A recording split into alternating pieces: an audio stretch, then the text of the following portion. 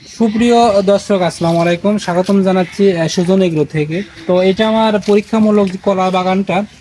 তো মাশাআল্লাহ ইতিপূর্বে আমার যতগুলো বাগান রয়েছে আমি দেখাইছি, কিন্তু কলার বাগানের মনে হয় ভিডিও খুব একটা দেয়নি। তো একটা লাগানের শুরুতে একটা দিয়েছিলাম, তো একটা পরীক্ষামূলক জায়গাতে আমি কিন্তু কলার বাগান দিয়েছি যে আসলে এই জায়গাতে এই মাটিতে কলার বাগান হবে কিনা। তো মাশাআল্লাহ আমার কিন্তু এগুলো এই প্রথম বাগানের প্রথম যে কলার গাছগুলো এগুলো তো অনেক সুন্দর হয়েছে। কষ্ট করলে যে কিছু মিলে এই কথা সত্য। যদি আপনি যে কোনো জিনিস যদি সঠিকভাবে করেন তাহলে কিন্তু এক সময় আপনার সেই জিনিস থেকে আপনি অর্থ পাবেন। তো নতুন আমার একটা বাগান, তো আমি এখন প্রায় মোটামুটি আমার যেহেতু কলার বিক্রি উপযুক্ত হয়েছে, এখন কিন্তু আমি বিক্রি করা শুরু করেছি।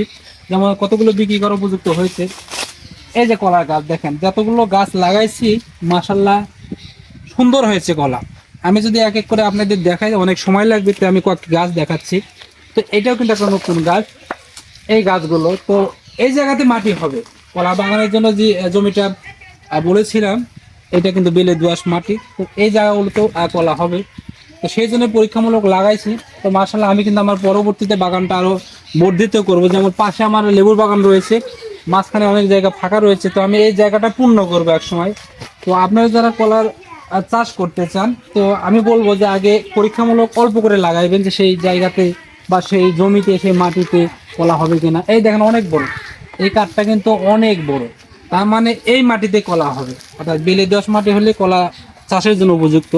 তো আমি প্রথমেই এই বাগানটাতে কিন্তু এক ধরনের লাগাইনি, বেশ কয়েকটা জাত লাগাইছি যে কোন জাতটা এই মাটির জন্য উপযুক্ত। যে এখানে রয়েছে অনুপম রয়েছে, এখানে চিনি চাম্পা রয়েছে, বা পাশে যে যে লম্বা দেখাচ্ছে এটা কিন্তু আপনার কাঁচকলাই, যে যেটা আমরা তরকারি খাই। তো আমি পরীক্ষামূলক এটা লাগাইছি। তো দেখতে পাচ্ছি এই মাটিতে সব ধরনের কলা চাষ করা সম্ভব। তো আপনারা যারা চাষ করতে চান অবশ্যই চাইবেন যে যে কোনো জায়গাতে যে কোনো ফলের বাগান দেন না কেন, অবশ্যই আগে প্রথমে পরীক্ষামূলক লাগে সেই জায়গাটা, সেই মাটিটা দেখবেন যে আসলে চাষের জন্য কতটা উপযুক্ত।